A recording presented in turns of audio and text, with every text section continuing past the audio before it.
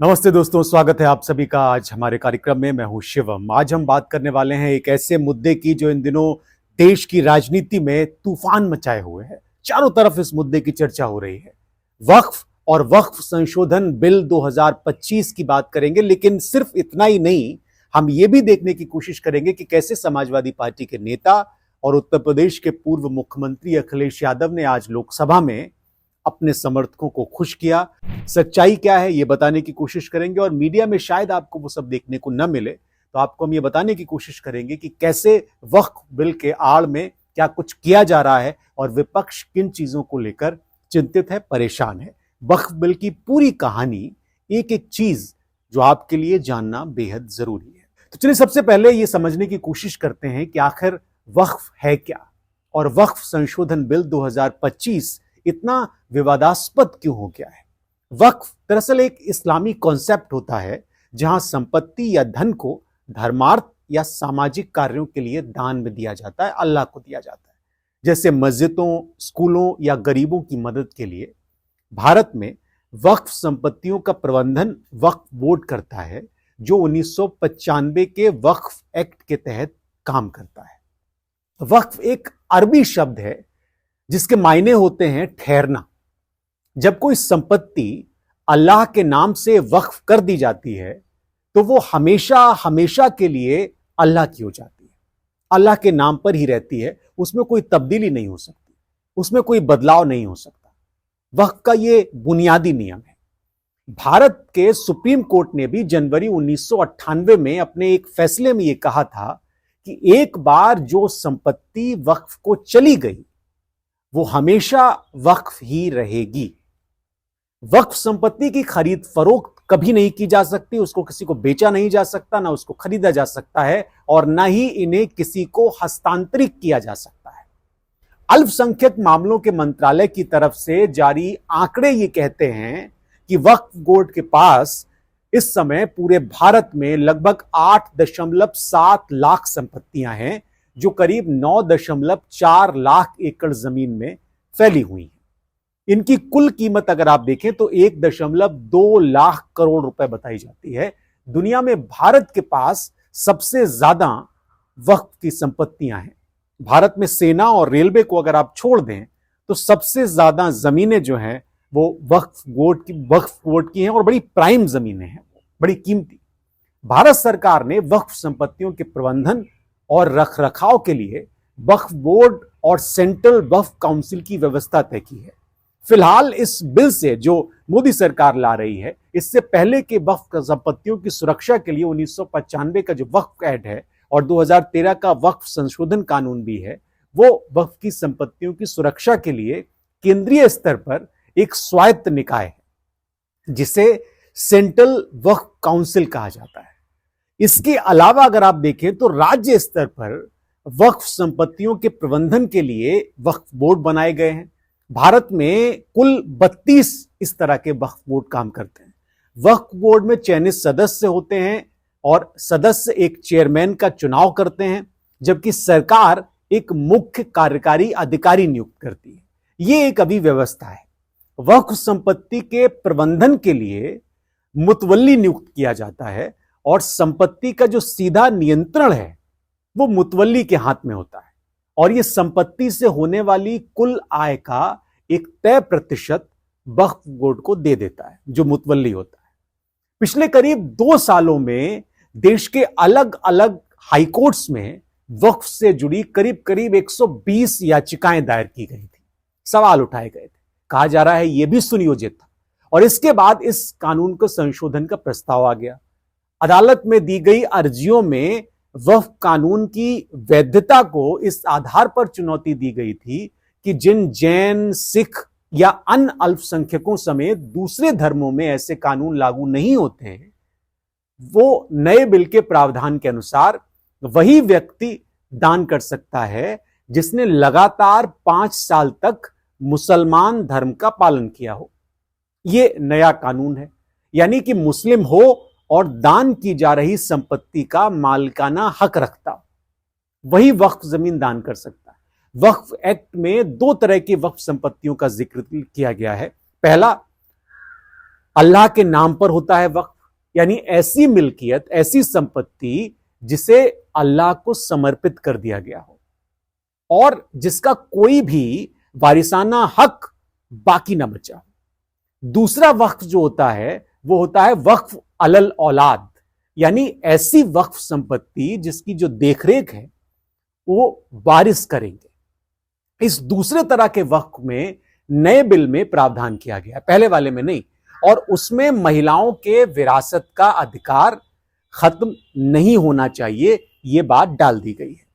ऐसी दान की हुई संपत्ति एक बार सरकार के खाते में आ गई तो फिर जिले का कलेक्टर उसे विधवा महिलाओं या बिना मां बाप के बच्चों के कल्याण में इस्तेमाल कर सकेगा। यह डीएम को अधिकार इस बिल में दे दिया गया है। यानी ऐसी संपत्ति या जमीन पर अगर पहले से ही सरकार काबिज हो और उस पर वक्फ बोर्ड ने भी वक्फ संपत्ति होने का दावा कर रखा हो तो नए बिल के हिसाब से, नया बिल ये कहता है जो मोदी सरकार लाई है कि वक्फ का दावा तब डीएम के विवेक पर डिपेंड करेगा, यानी कलेक्टर के पास पावर होगी। नए बिल के हिसाब से कलेक्टर सरकार के कब्जे में मौजूद वक्फ के दावे वाली ऐसी जमीन के बारे में अपनी रिपोर्ट सरकार को भेज सकते हैं, फिर सरकार डिसाइड करेगी। कलेक्टर की रिपोर्ट ये अगर कुछ गलत होगी, सही होगी, तो उसके बाद उस संपत्ति को सरकारी संपत्ति मान लिया जाएगा, यानी सरकार उसको अपने कंट्रोल में ले लेगी और राजस्व रिकॉर्ड में वो हमेशा के लिए सरकारी संपत्ति के रूप में दर्ज हो जाएगी। प्रस्तावित बिल में वक्फ बोर्ड के सर्वे का अधिकार खत्म कर दिया गया है, जो नया बिल आया है, और बिल के प्रावधान के हिसाब से अब वक्फ बोर्ड सर्वे करके ये नहीं बता सकेगा कि कोई संपत्ति वक्फ की है या नहीं है। मौजूदा एक्ट में वक्फ बोर्ड के सर्वे कमिश्नर के पास वक्फ के दावे वाली संपत्तियों के सर्वे का अधिकार है, लेकिन जो नया बिल सरकार ला रही है मोदी की सरकार, उस बिल में संशोधन के बाद सर्वे कमिश्नर से यह अधिकार ले लिया गया है और यह अधिकार जिले के कलेक्टर को दे दिया गया है। प्रस्तावित बिल के अन्य प्रावधान जिन पर लगातार विपक्ष आपत्तियां दर्ज कर रहा है, उसमें एक यह है कि वक्फ काउंसिल के स्वरूप का जिक्र इसमें है, यानी सेंट्रल वक्फ काउंसिल के सभी सदस्यों का मुसलमान होना अनिवार्य है इसमें। लेकिन जो नया वाला बिल आया है उसमें यह कहा गया है कि 2 गैर मुस्लिम सदस्यों का प्रावधान भी इसमें शामिल किया जाता है। इसके साथ ही जो सेंट्रल वक्फ काउंसिल के मुस्लिम सदस्य हैं उनमें से 2 महिला सदस्यों का होना भी अनिवार्य कर दिया गया है नए प्रस्तावित बिल में। यानी विधेयक के अन्य प्रस्तावों में शिया और सुन्नी के अलावा बोहरा और आगा खानी के लिए अलग से बोर्ड बनाने की बात कही गई है, जो प्रस्तावित बिल है। मौजूदा एक्ट यह कहता है कि शिया वक्फ बोर्ड तभी बनाया जा सकता है जब वक्फ की कुल संपत्ति में 15% संपत्ति एक और उसकी आमदनी की जो हिस्सेदारी है वो शिया समुदाय के पास हो, तभी वो बोर्ड बनाया जा सकता है। बहरहाल अभी देश भर में जितने भी वक्फ बोर्ड हैं उनमें सिर्फ उत्तर प्रदेश और बिहार में ही शिया वक्फ बोर्ड बना हुआ, बाकी जगह पे नहीं। लेकिन 2025 में केंद्र सरकार क्या सच में यह बिल सिर्फ और सिर्फ सुधार के लिए ला रही है या उसकी मंशा कुछ और है, इसके पीछे कोई एजेंडा है, यह समझने की बड़ी जरूरत है। तो इसको समझने के लिए आपको यह समझना पड़ेगा कि पार्लियामेंट में जब यह पेश हुआ तो किस तरह की बहसें हुई और किरण रिजिजू जो माइनॉरिटी मिनिस्टर है उन्होंने किस तरह की बात कही। 2 अप्रैल 2025 की तारीख थी जब केंद्रीय अल्पसंख्यक कार्य मंत्री किरण रिजिजू ने लोकसभा में पटल पर यह बिल रखा था। सरकार का यह दावा था कि यह बिल वक्फ बोर्डों को ज्यादा अकाउंटेबल बनाएगा, प्रभावी बनाएगा और किसी भी धार्मिक संस्था या मस्जिद के आंतरिक कामकाज में हस्तक्षेप नहीं करेगा। लेकिन जो विपक्ष है, खासकर अखिलेश यादव के भाषण का मैं जिक्र करना चाहूंगा क्योंकि उन्होंने भाषण दिया और बड़ा अलग अंदाज में उनका भाषण था। उन्होंने सरकार की नाकामियां छुपाने वाला ये बिल बताया। उन्होंने कहा धार्मिक ध्रुवीकरण करने की कोशिश कर रही है सरकार। अखिलेश यादव ने संसद में कहा कि यह बिल नफरत की राजनीति का एक और अध्याय है, यह सरकार की नाकामियों पर पर्दा डालने के लिए लाया जा रहा है, यह अखिलेश यादव ने कहा। उन्होंने यह भी आरोप लगाया सरकार पे कि यह बिल मुसलमानों की संपत्तियों पर कब्जा करने की एक साजिश है क्योंकि आप कलेक्टर को बहुत पावरफुल बना रहे हैं। उन्होंने ये कहा कि लोगों के घर और दुकानों को छीन सकता है यह बिल। इस तरह की व्यवस्था सरकार अपने बिल में करके आगे बढ़ रही है। अब आपको बताते हैं कि क्या हुआ पार्लियामेंट में, और उस मोड़ की बात करते हैं जहां अखिलेश यादव ने देश के गृह मंत्री अमित शाह के प्रोपेगेंडा की बात की। 2 अप्रैल 2025 को लोकसभा में वक्फ बिल पर चर्चा के दौरान अखिलेश यादव ने एक ऐसा तंज कसा जो न सिर्फ हंसाने वाला था बल्कि सोचने पर भी मजबूर करता था। उन्होंने ये कहा कि दुनिया की सबसे बड़ी पार्टी जो बीजेपी खुद को कहती है वो अपने राष्ट्रीय अध्यक्ष को चुनने में नाकाम रही है। यह बात सीधे सीधे तौर पर भारतीय जनता पार्टी की आंतरिक राजनीति पर चोट करने वाली थी, उस पर हमला करने वाली थी। और यहां से शुरू हुआ एक मजेदार वाकया, लेकिन तीखा वाद विवाद जानने लायक है, क्योंकि अमित शाह जो हमेशा अपनी तेज तर्रार जवाबी कार्रवाई के लिए जाने जाते हैं, वो तुरंत खड़े हो गए अखिलेश के इस बात पे और उन्होंने मुस्कुराते हुए जवाब दिया। उन्होंने कहा कि आपने हंसते हुए ये कहा है तो मैं भी हंसते हुए आपको जवाब दूंगा। उन्होंने कहा कि आपके जैसे दलों में तो राष्ट्रीय अध्यक्ष चुनने के लिए सिर्फ 4-5 परिवार के सदस्य ही होते हैं, हमारे यहां करोड़ों लोग चुनते हैं, क्योंकि हमारी पार्टी में 12-13 करोड़ सदस्य हैं, तो सबकी इस प्रक्रिया में भागीदारी सुनिश्चित होती है, इसलिए हमको समय लगता है।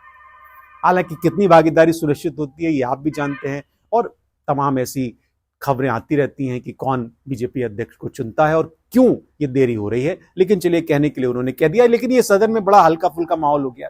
ये वाक्यांश सुनकर सांसद भी अपनी हंसी नहीं रोक पाए और हंसी का माहौल बन गया। लेकिन अखिलेश यहां नहीं रुके, इसकी जगह पर उन्होंने और कड़ा प्रहार किया।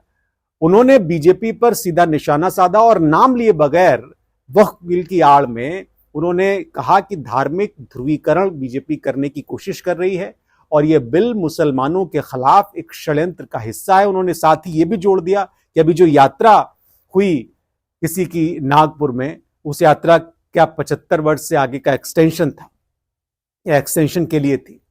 इसके बाद और दिलचस्प माहौल हो गया। तो इस तरह का एक जो प्रोपेगेंडा भारतीय जनता पार्टी करने की कोशिश कर रही थी, उसको अखिलेश यादव ने ध्वस्त किया।